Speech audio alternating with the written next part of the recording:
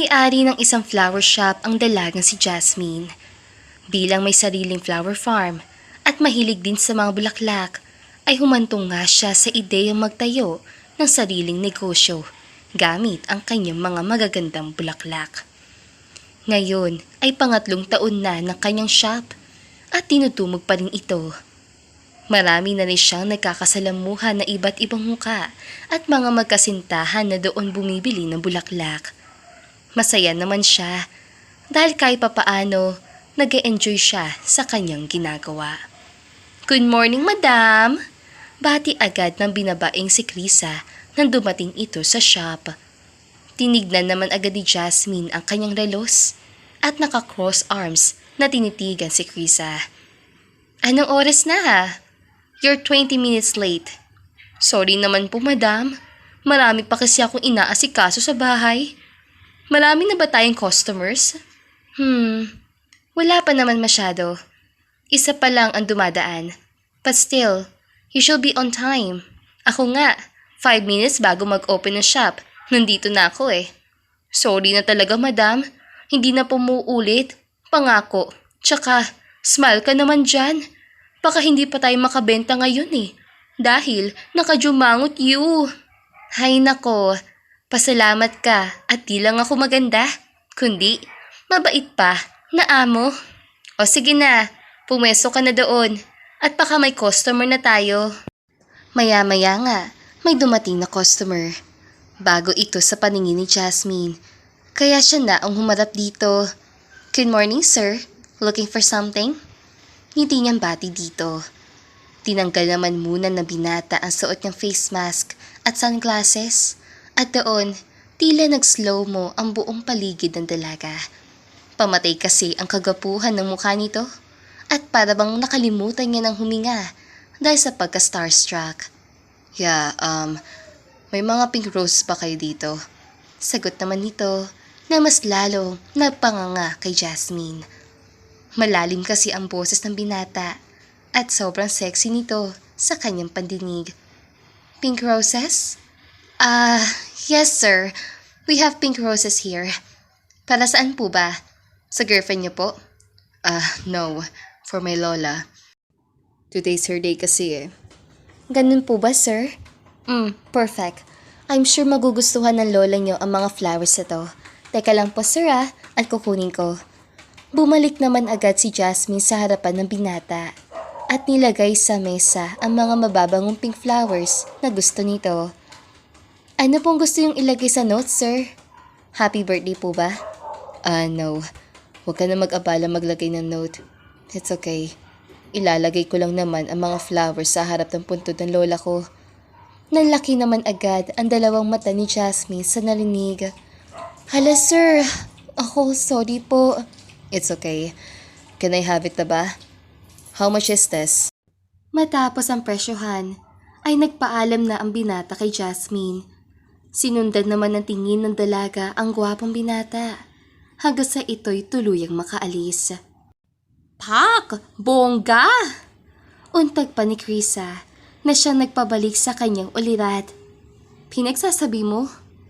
Aminin mo, madam. Nagagapuhan ka sa fafang yun, no? Gwapo naman talaga siya. Don't tell me ikaw hindi. Siyempre, super nagagapuhan. Hindi na yan news sa akin, madam. Pero in fairness ang gwapo, ang tangkad, ang ganda ng katawan. Tiyak, araw-araw na sa gym yun. Halata naman eh.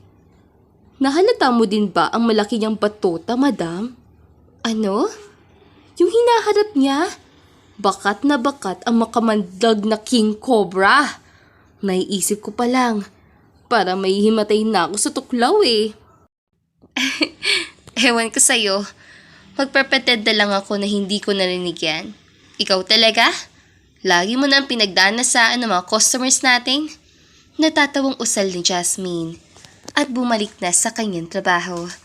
Dumaan pa ang ilang araw at muling bumalik ang binata sa shop na labis siyang ikinatuwa. Welcome back, sir. Bati niya dito. Oh, I'm glad at namukhaan mo pa ako. Good morning, sir. Sino ba naman makakalimot sa malaara? Hilit pa sana ni Krisa. Pero hindi na natuloy nang sikuhin siya ni Jasmine. Till 9 him, sir. Nga pala, ano pong hanap nyo? Pink roses po ba ulit for your lola? Nope. I want the red one. Isang bouquet na puro red roses. And this time, lagyan mo ng note.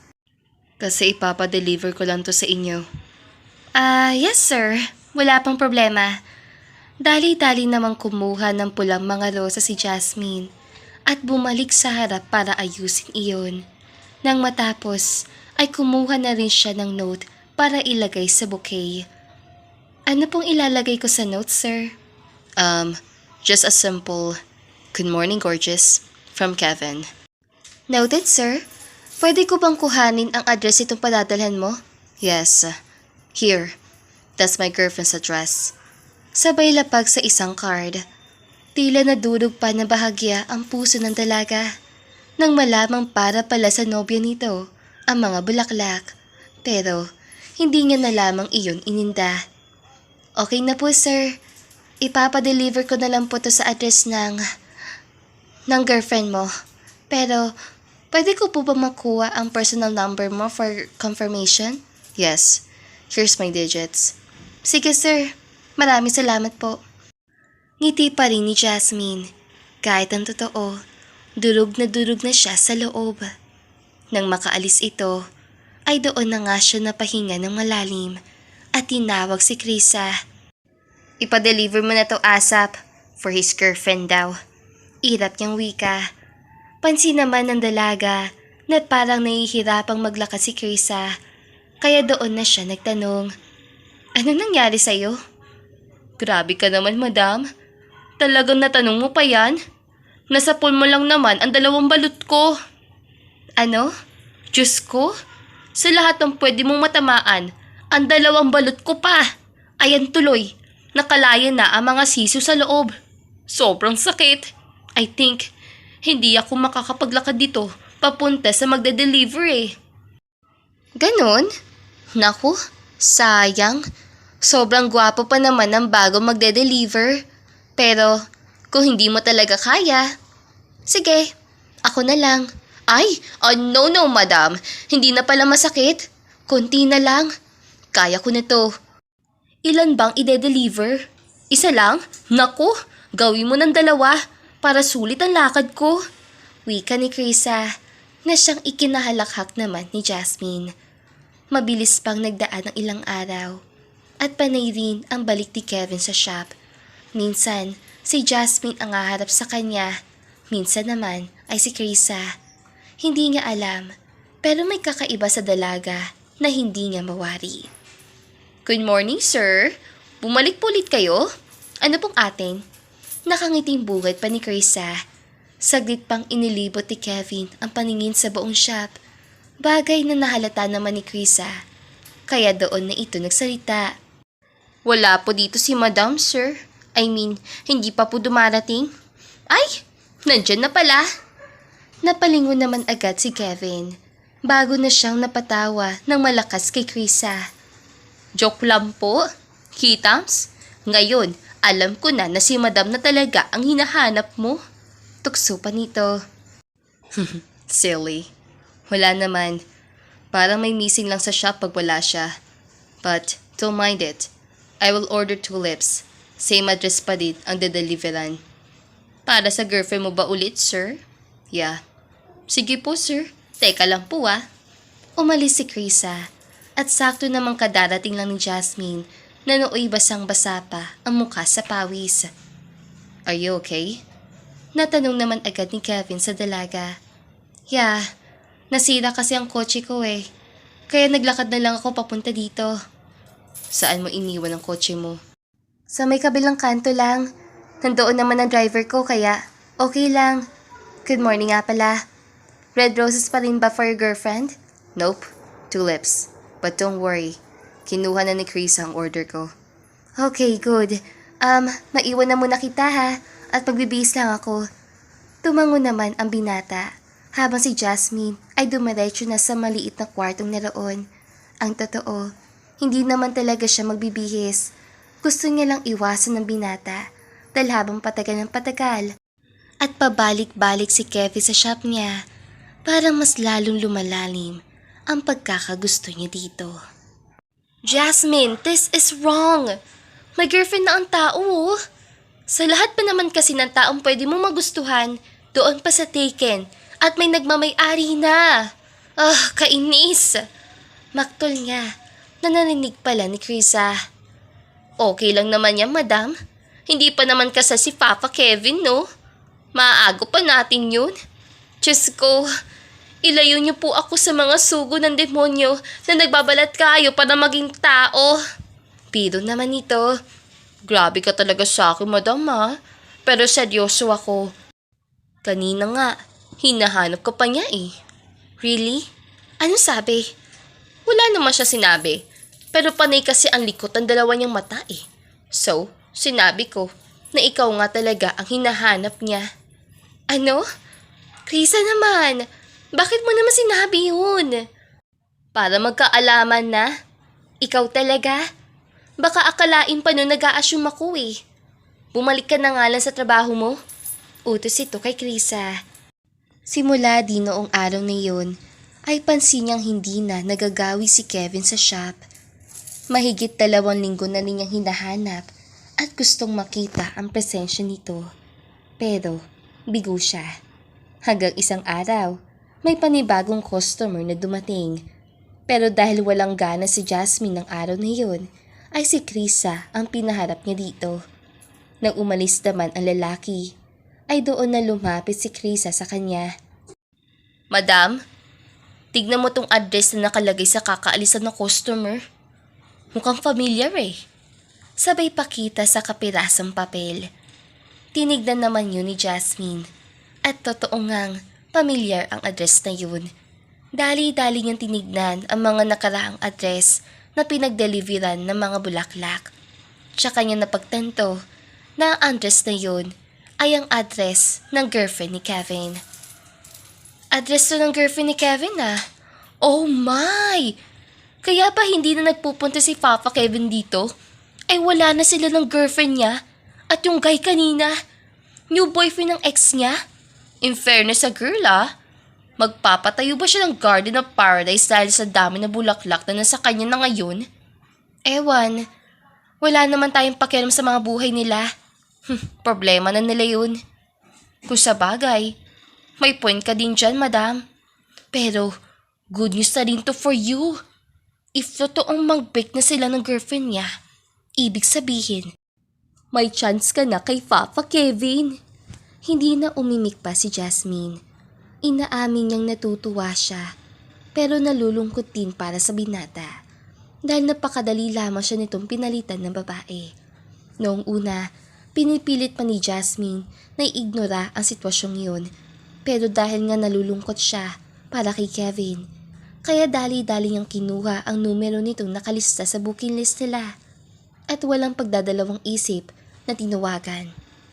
Hello? Malalim na boses si Kevin sa kabilang linya. Huminga naman muna ng malalim ang dalaga bago nagsalita. Kevin?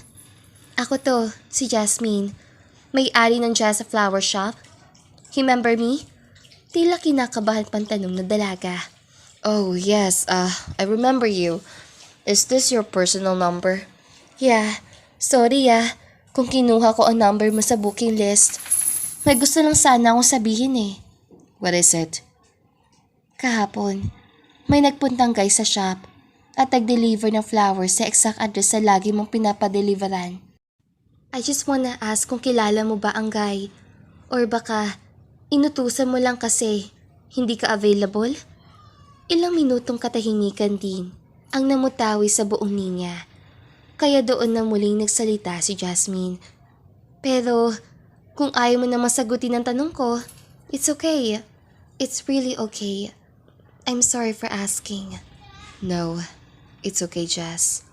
Well, actually, hindi ko kilala ang guy na sinasabi mo.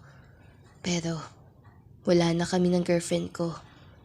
Maybe ang guy na nagpunta sa shop niyo, baka yan ang new boyfriend niya.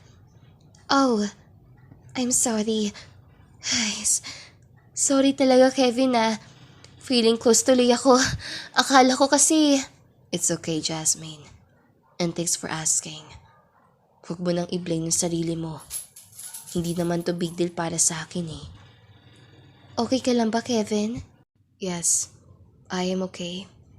By the way, is it okay if isave ko tong personal number mo? Nagulat man, pero nagawa pa rin makasagot ng dalaga. Yes, sure. Save it. And I'll save you in my heart too.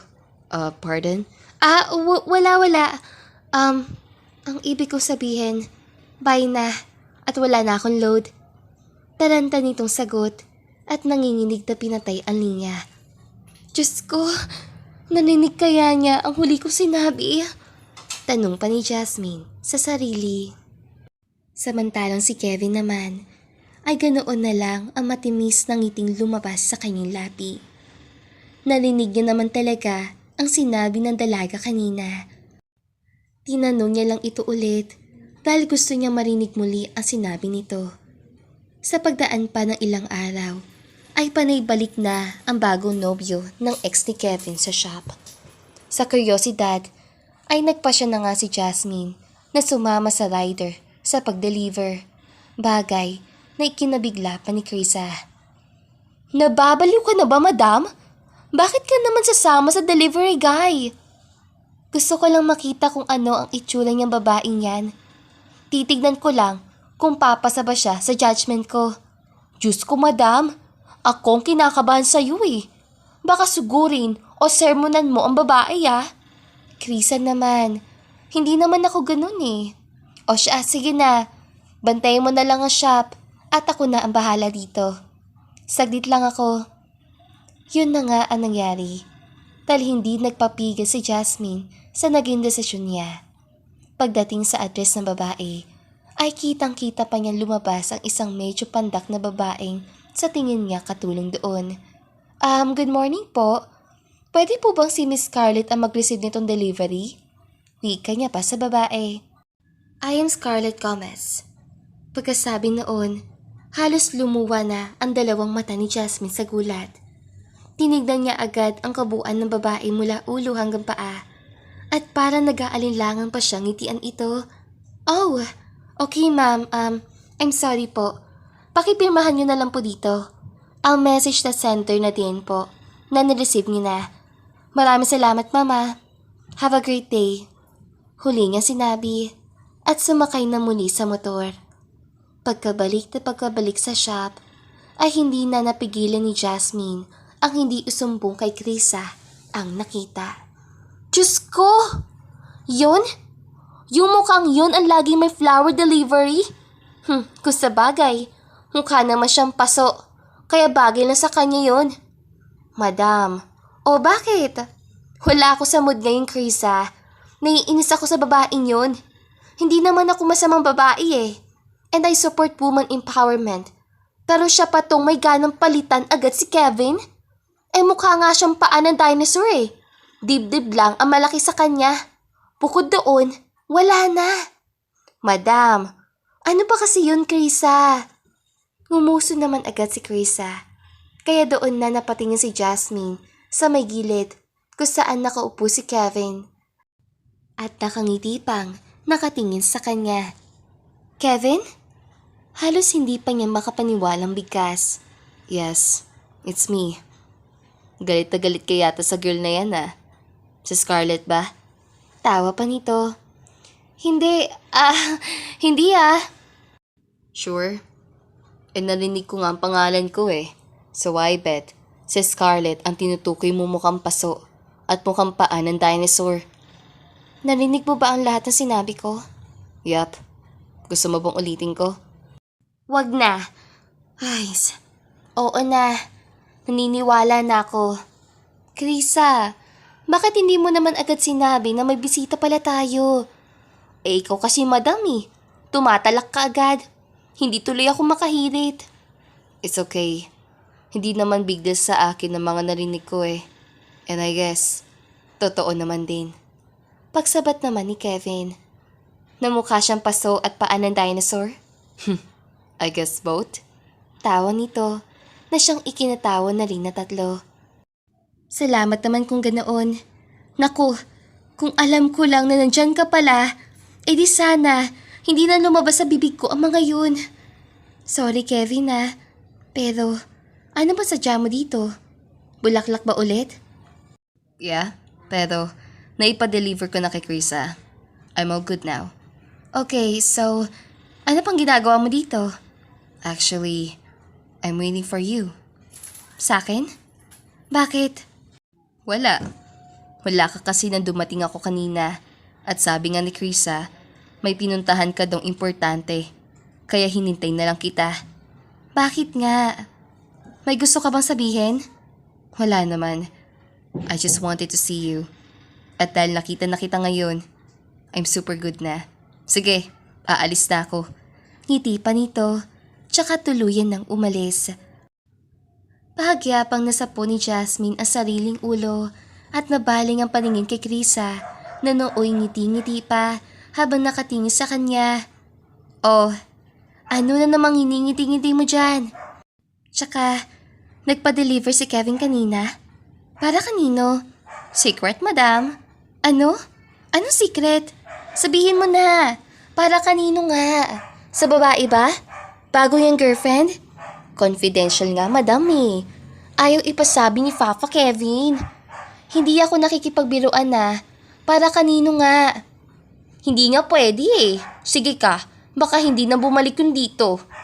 Wala na nga nagawa pa si Jasmine, kundi ang manahimik na lang sa tabi. Kinahaponan, sakay ang kanyang kotse, ay umuwi na din siya agad sa bahay. Ngunit ganoon na lang ang gulat na tumambad sa kanya nang makita ang isang bouquet ng red roses na nasa may sofa na. Manang? Manang? Saan galing to? Tanong niya agad sa kasambahay. May nag-deliver po yan dito kanina, madam. Para daw po sa inyo. Naguguluhan man, pero kinuha pa rin ni Jasmine ang bulaklak at tinignan ang note na nakalakip doon. Alam niya sulat kamay yun ni Krisa, kaya doon na nanlaki ang dalawa niyang mata. Sakto ding nag-ring ang kanyang cellphone at si Kevin ang nasa screen. Kevin? Panimula niya. Hey, nakauwi ka na ba? Yeah. Ngayon lang din. Why did you ask? I see. Wala naman. Gusto ko lang sanang i-confirm kung nakita mo na ba ang flowers sa pinadeliver ko kanina. Galing to sa'yo? Yup. Krisa suggested that kasi favorite mo daw talaga ang red roses. Kaya imbis na tulips, red roses na lang. You love it? Halos hindi na makapagsalita si Jasmine dahil sa kilig na nadarama. Hindi niya natuloy mawari kung ilang minuto na ba siyang tahimik ng mga sandaling iyon. Jas, are you still there? Muli pang wika ni Kevin. Yeah. Oo, nagustuhan ko. Salamat, Kevin. Pero, bakit may pabulaklak pa? Anong meron? Gusto lang kitang bigyan ng bulaklak. Hindi ba pwede? Pwede naman, pero bakit? A thank you flower? Yeah, I guess. That's it. Sige, I have to hang up na. Magpahinga ka na dyan. Magsasalita pa sana si Jasmine, pero hindi na natuloy dahil bukod sa pinatay na ni Kevin ang linya, umurong din ang kanyang dila. Walang boses siyang napatili na makapasok siya sa kanyang kwarto at panay amoy pa sa mga rosas. Sariling tanim niya ang mga yun, pero hindi niya lubos na akalain na mabibigyan siya ng ganoon. At ang nakakakilig pa, galing ito sa lalaking gustong-gusto niya. Walang iba kundi si Kevin. Hanggang sa nagsunod-sunod na nga ang pagpapadala ng bulaklak ni Kevin sa kanya na mas lalo niyang ikinakilig. Hindi niya man alam kung bakit ginagawa yun ng binata, pero kahit papaano, napapasaya siya nito. Hanggang isang araw, nasa farm siya at abalang tinitignan ang ibang mga bulaklak na i-harvest nang marinig niya ang humintong kotse. Nang tignan niya, nabigla pa siya nang makitang si Kevin ang lumabas. Kevin? Nakangiti niyang bunga dito. So, you're really here. Good morning. Bakit ka nandito? Wala ba si Krisa sa shop? Nandoon siya. Pero ikaw, wala. I asked Krisa kung nasaan ka. Sabi niya, nandito ka. Kaya nagpunta na ako. Bakit mo naman ako pinuntahan? May sadya ka ba?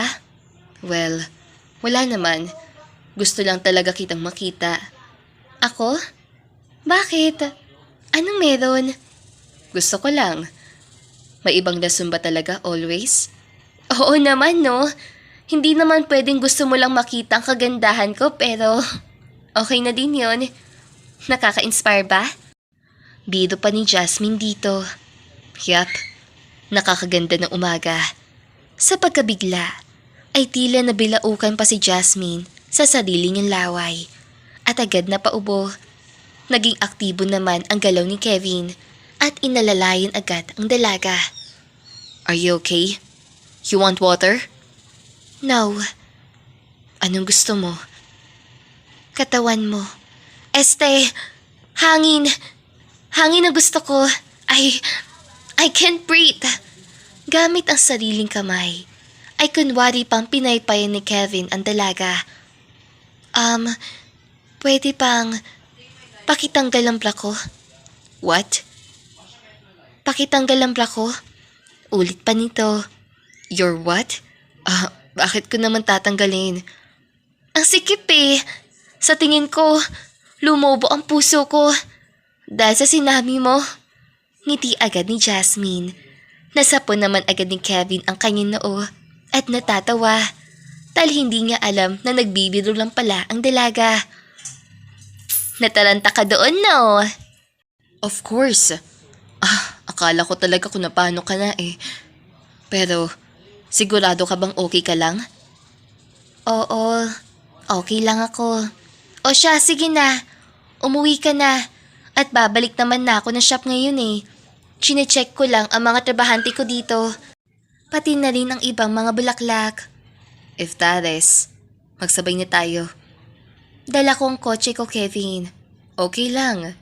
Ikaw mauna, susunod ako. Wala nang nagawa pa ang dalaga, kundi ang hayaan ito. Nang matapos, ay nauna nang bumiyahe si Jasmine at kasunod lamang din noon si Kevin. Bukod sa palaging pagkikita ng dalawa sa shop, ay nag-uusap din sila through call at kuminsan, nagpapalitan pa ng mensahe. Naging malalim nga ang kanilang pinagsamahan at ang umpisa ng kanilang pagkakaibigan. Kaya mas nagiging komportable na sila sa isa't isa. Minsan, nagpupunta si Kevin sa bahay ni Jasmine nang hindi inaasahan ng dalaga. Tulad na lamang ng gabing iyon. Patulog na sana si Jasmine at nakasuot na ng pajama nang biglang mag-ring ang kanya cellphone at malamang si Kevin ang tumatawag. Kevin? Oh, hey. Hindi ka pa ba natutulog? Or nagising kita? Actually, patulog na ako. Why? It's late in the evening na May sadya ka ba sa akin? Nope. Gusto ko lang marinig ang boses mo. Asus? O ayan, narinig mo na. Okay na ba? Hindi pa rin eh. May kulang. Kulang? Ano pa bang kulang? Don't tell me. Gusto mo kong kumanta ha? Naku Kevin, huwag mo akong niloloko-toko talaga. Pwede din. Pero alam ko namang ayaw mong kumanta eh. Kaya iba na lang. What do you mean? Bumaba ka na lang at labasin mo ko dito. Bumaba? Wait, don't tell me. Nasa labas ka ba? Hindi pa man nakakasagot ang binata, ay tumayo na agad si Jasmine at sumilip sa kanyang bintana. Doon, nakita niya nga itong nakangiti habang nakasandal sa kanyang sasakyan. Kaya doon na napangiti ang dalaga. Sira! Anong trip mo ngayon ha? Hindi ka ba makatulog kaya idadamay mo ko? Sort of. Pwede ba kitang idamay?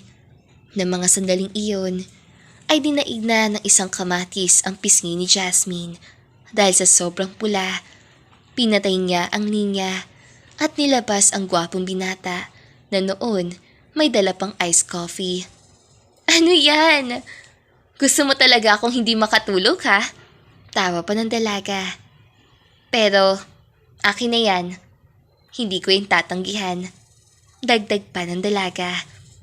Ngunit, nang akma niya na sanang kukunin ng kape, ay hindi yung binitawan ni Kevin.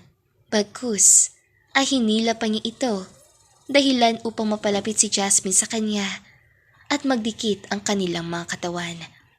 Ilang minuto din silang nagkatinginan hanggang sa hindi na nila namalayan na naglapat na ang kanilang mga labi.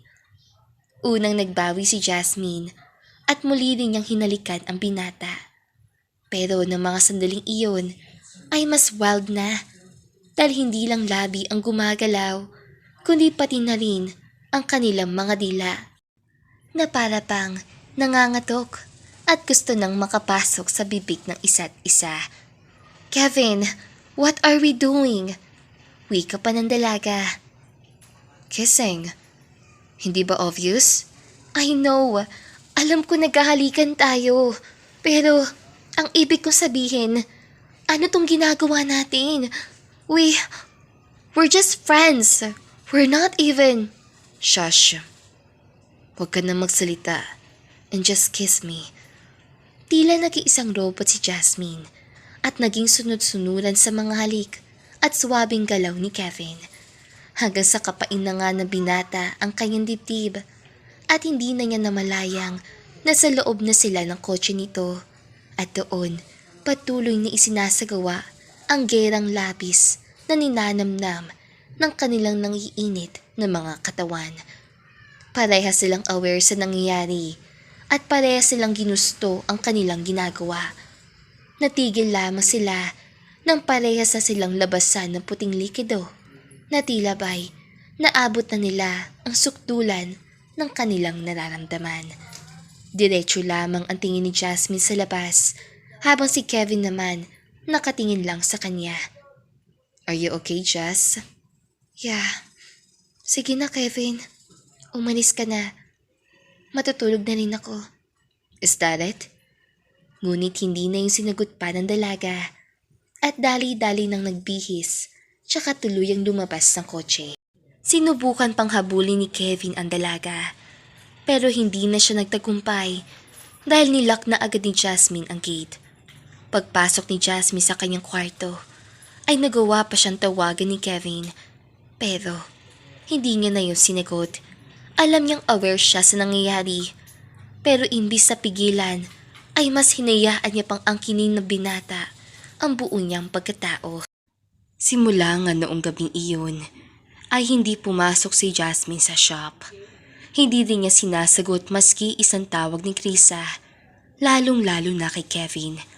Minsan, nagpupunta pa si Kevin sa bahay niya pero hindi niya ito nilalabas. Hanggang isang araw, napagpasyahan niya nang bumalik sa shop na siyang ikinatuwa naman ni Krisa at agad siyang sinalubong. Oy, madam! Kumusta? Diyos ko, labis-labis ako nag-aalala sa iyo Ano ba nangyari? At bakit isang linggo kang wala? Plastic. Nag-aalala ka nga ba talaga? Oo naman, no? Bakit hindi mo man lang ako dinalo sa bahay? Alam mo naman kung saan ako nakatira sorry na. Iniisip ko kasi na baka ayaw mong may kausap Hindi mo nga sinasagot ang mga tawag ko. How much more kapag pumunta pa ako dun sa bahay mo? Baka hindi mo pa ako papasukin sa gate Sira ka talaga. Siyempre papapasukin kita, no? May iniiwasan lang akong tao. Oh my! Speaking of tao, laging pumupunta si Papa Kevin dito at lagi kang tinatanong sa akin. Nag-away ba kayo? Or is there something going on between the two of you? Alam mo, isa ka talagang chismosang bakla, no? Pero, well, sasabihin ko na. Iniiwasan ko si Kevin. Because, tinig ni Kevin na nooy kakapasok lamang ng shop. Nagulat man, pero nagawa pa rin tumindig ng tuwid si Jasmine. Krisa, please assist our customer. May asikasuhin lang ako sa likod. Sinundan naman agad ni Kevin ang dalaga at hinila palapit sa kanya. Wait, are you avoiding me? Oh, don't answer that. Dahil halatang halata naman, niniiwasan mo ko. Not 85%, not 99%, kasi 101% mo ko iniiwasan. Alam mo naman pala eh. Bakit ka papunta ng punta dito? Pati sa bahay, tinatanong na ako ni Mana kung sino ka daw. Ano ba, Kevin? Tumigil ka na. Ano bang problema mo? We're okay naman eh. No, we're not. But why? Dahil ba to sa ginawa ko sa'yo? Dahil ba to sa nangyari? Jess, I'm really sorry. I just can't help it. Hindi ko kayang hindi ka halikan. At hindi ka yakapin. Hindi ko naman ipagpapatuloy yun eh. Kung sinabi mong wag. Wow! Kevin ah, syempre, tao lang din ako. May marupok side din ako. Para na nga akong robot nun eh. Dahil sunod-sunuran na ako sa mga kilos at galaw mo. Now tell me, how can I resist that too, ha? Kung buntis ka, papanagutan naman kita eh. Wow! Buntis agad? Why? What's wrong? Ikaw ang wrong. Hindi mo pa nga sinasabi sa akin kung mahal mo ba ako o hindi eh. Tapos, jugjugan agad? Yun lang ba? Oo, yun lang yun. I love you. I love you so much, Jasmine. Gusto na kita kahit nung unang beses pa lang kitang nakita dito. Nakipag-break si Scarlett sa akin, pero hindi ko alam kung bakit ako natuwa. Sorry, kung hindi ko man ever nasabi sa'yo na sobrang mahal kita. Hindi ako sanay. Hindi yun ang love language ko. Pero mahal kita. Sobrang mahal. Hindi naman agad nakapagsalita si Jasmine at animoy natulala pa ng ilang minuto. Kung ganon, edi manligaw ka. Ligawan mo ko. I will. I will do it. Just please, stop avoiding me. Hindi ko kaya. Hindi ko kaya kapag iniiwasan mo ko. Please, Jasmine. Natigil naman sila sa pag-uusap nang biglang dumating si Krisa. Hoy, lovebirds! Pwede ba? Kung ano man yung issue nyo, pakihinaan ng mga boses nyo or pumasok na lang kayo sa room. May mga customers tayo. And until now, hindi pa nakakapag-order dahil abalang-abala pa sa pakikinig sa sagutan nyo. Oh my, may mga customers? I mean, mga?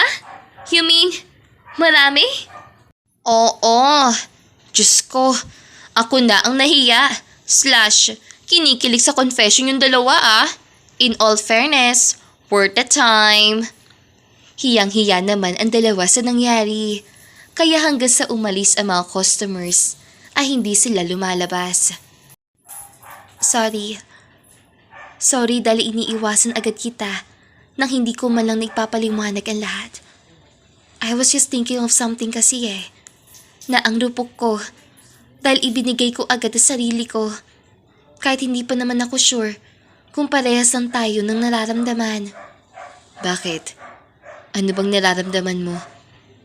I also love you, Kevin. And that's the whole truth. And I love you more, Jasmine. I hope it's clear for the both of us now. So, okay na tayo? Yeah. So, paano? Pwede na ba kitang maligawan? Isang matamis na ngiti naman ang itinugon ni Jasmine na mukhang alam na ni Kevin kung ano ang sagot sa katanungan niya. Simula nga noon, nagsimula na rin ang ligawan stage sa pagitan ni Jasmine at Kevin. Mas naging sweet pa ang binata at walang palihas sa pagpapakita ng kabutihan at kaswitan sa dalaga. Makalipas naman ang mahigit 2 buwan, ay sinagot na rin ni Jasmine si Kevin. Plano niya pa sanang magpakipot, pero nang malaman nilang nagdadalang tao na ang dalaga, ay hindi na nila pinatagal pa yon. Hindi na ako makapaghintay na maging isang ama, love. Pero dahil hindi pa naman lumalabas si baby, gusto ko munang maging ganap na asawa mo. Wika nito, at nilabas ang isang mamahaling singsing. Jasmine, the gorgeous owner of Jazz Flower Shop. Will you marry me? Please? Yes! Yes na yes! Sagot naman ng dalaga. Naging masaya at punong-puno ng pagmamahal ang buong paligid. Nagpakasal naman sila agad sa sumunod na buwan at naging ganap na mag-asawa. Ngayon naman, isa na lang ang hinihintay nila, ang paglabas ng kanilang first baby na pinangalanan pa nilang Isaiah Jerome. At dito na po nagtatapos ang magandang kwentong ito. Don't forget to like, share, and subscribe. Sa susunod ulit mga kakulay, paalam!